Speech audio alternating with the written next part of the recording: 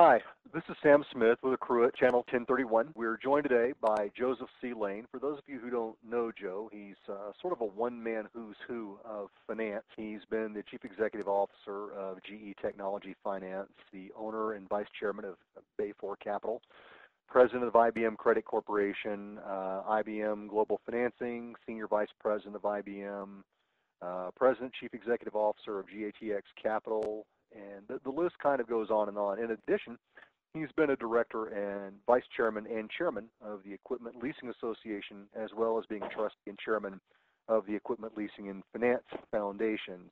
So, as I say, Joe is a man who knows his way around the world of finance, and he also represents a particular expertise in the leasing world, and we're going to talk a little bit about that today. So, Joe, begin by saying thanks for joining us, and how are you doing today? Doing well, thank you, Sam. Bit of a lengthy introduction. I could have made it shorter, but that would have been cheating both you and our listeners. Let's dive right in. Now, we want to talk about the Worker Home Ownership and Business Assistance Act of 2009, which was passed by Congress and a couple weeks ago was signed into law by President Obama, and this is something that's being received with a great deal of optimism. And I guess I'd like to just start with getting your general take on this piece of legislation. What do you think of it? Well, I think it's fantastic. It's a great combination of stimulus and fairness and response to current needs of companies. So bottom line is I think it's one of the better, more attractive pieces of legislation and new law that we've seen. It might be useful to just run through and describe a little bit exactly what it is. Would that be helpful? Go for it.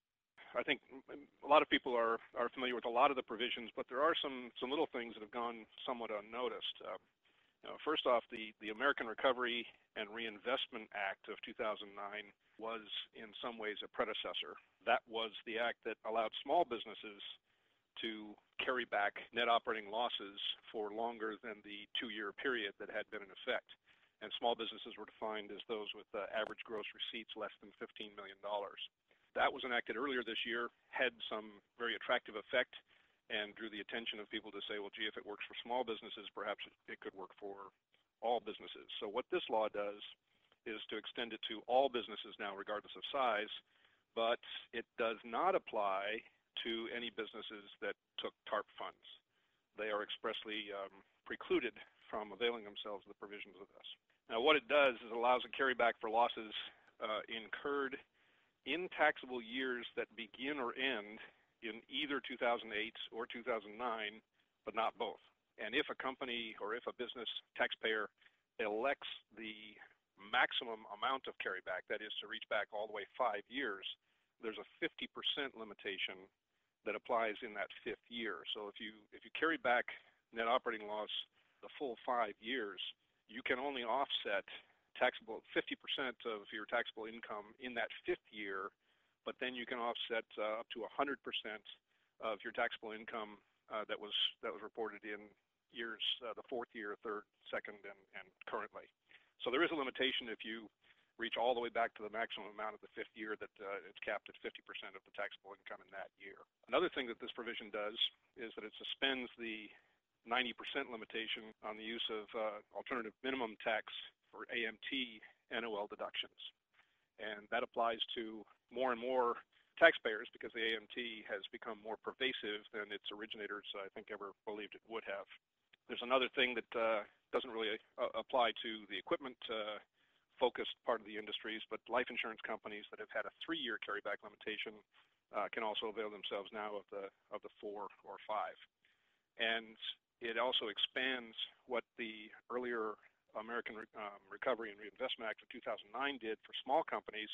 If a small business under $15 million in gross receipts had elected to carry back the full 5 years on its 2008 reported income, this new law allows them to do the same thing with 2009. So they can do it on both 2008 and 2009 years. Generally speaking, it's usable for tax years ending after December 31st, 2007 and beginning before January 1st of 2010.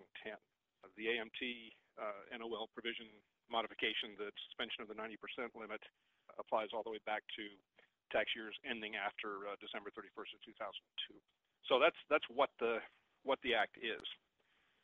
In terms of what it does, and one of the reasons why I think it's a fantastic act is anytime you can get the kind of efficiency, that is, what does it cost versus what will it generate, that comes anywhere close to what this does, it has to be attractive. This is not a redistribution. This isn't printing up new money. It isn't generating new debt. It is instead allowing companies that have paid tax on taxable income to go back and recover some of that tax so that they can deploy it in their current business. So the cost and benefit balances out something like this. It was the Joint Committee on Taxation that estimated that this new law will provide about $33.2 billion of immediate tax relief.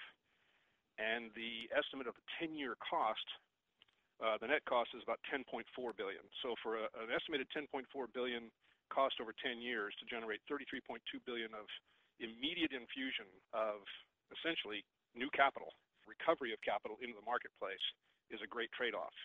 There's a little footnote on that too, Sam, and that is that the reason that the cost appears to be $10.4 billion is a direct function of the way that these measures are calculated. There's a 10-year horizon for measuring. If you let it run out to 20 years, the net impact or the net cost of this would be essentially zero. And so the $10.4 billion cost is a function of the window within which the Joint Committee on Taxation is forced to report by using only the 10-year measurement. Now, as I mentioned earlier, we've seen a good deal of enthusiasm here at Accruit with some of the companies that we're talking to. Some people are saying, wow, this kind of changes the game for us, and others are saying, when can we get started?